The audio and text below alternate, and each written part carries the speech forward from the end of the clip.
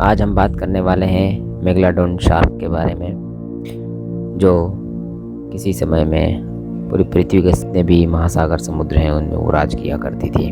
आज से करीब 3 करोड़ वर्ष पूर्व भूवैज्ञानिक समय अनुसार मायोसीन पीरियड में एक दैत्याकार खूंखार शिकारी महासागरों में रहा करता था, जिसे मेगलाडोन के नाम से जाना जाता है। इसे वैज्ञानिक भाषा में कार्करोसेल मेगलाडोन कहा जाता था, जिसका अर्थ विलुप्त प्रजाति और बड़े दांत वाला।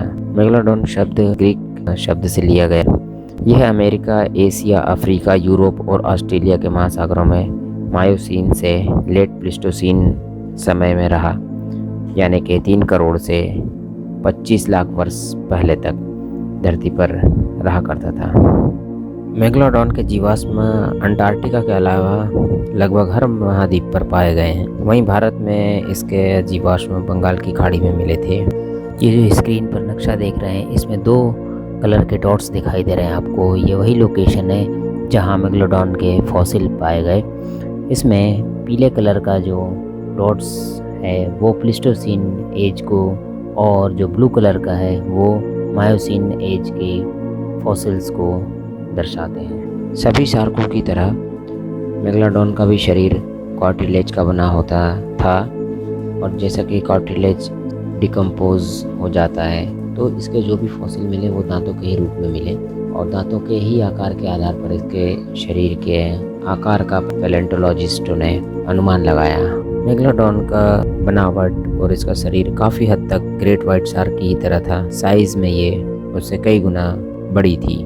इसके आकार का इसी बात से अंदाज़ा लगाया जा सकता है कि आज के समय में पाई जाने वाली जो सबसे बड़ी शार्क है वो ग्रेट वाइट शार्क है, और ये करीबन 5 मीटर लंबी यानी कि 16 फीट के आसपास की होती है, जबकि मेगलाडोन करीबन 18 से 20 मीटर लंबी यानी कि करीब 58 से 60 फीट की लंबाई में होती थी। वाइट शार्क के दांत की जब हम बात करते हैं तो ये 3 इंच से कम ही होते हैं, जबकि मेगलाडोन के दांतों का आकार लगभग 7 इंच के आसपास होता था। तो ये तो तय है कि ये बहुत ही खतरनाक शिकारी मछली थी अपने समय की।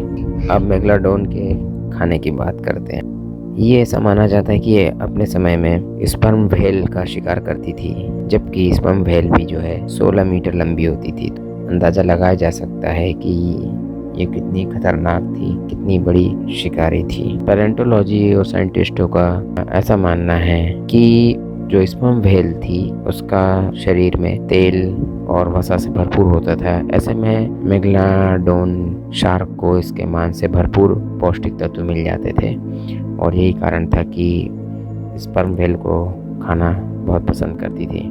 ये जो स्क्रीन पर आप चित्र देख रहे हैं ये मेगलाडोन शार्क के दांतों के निशान हैं, जो व्हेल के दांतों पर काटने के दौरान बने थे। तो ये व्हेल के और मेगलाडोन शार्क लड़ाई के दौरान बने होंगे। साइंटिस्टों के अनुसार मेगलाडोन शार्क के करीबी रिश्तेदार आज भी समुद्र में हैं। इनमें माको शार्क, सैंड शार्क और ग्रेट वाइट शार्क शामिल हैं। और जैसा कि इस पृथ्वी से डायनासोर का भी एक समय में अंत हो गया था, उसी तरह इस दैत्याकार मछली का अंत हुआ, जिसका कारण जलवायु परिवर्तन माना जाता है। दरअसल मेगलाडोन शार्क को गर्म पानी में रहना पसंद किया करती थी। ऐसे में जलवायु परिवर्तन के चलते अचानक समुद्र का पानी ठंडा होने लगा, जिसके चलते धीरे धीरे मेगलाडोन इस धरती से विलुप्त हो गई। वीडियो को देखने के लिए और समय निकालने के लिए बहुत बहुत धन्यवाद।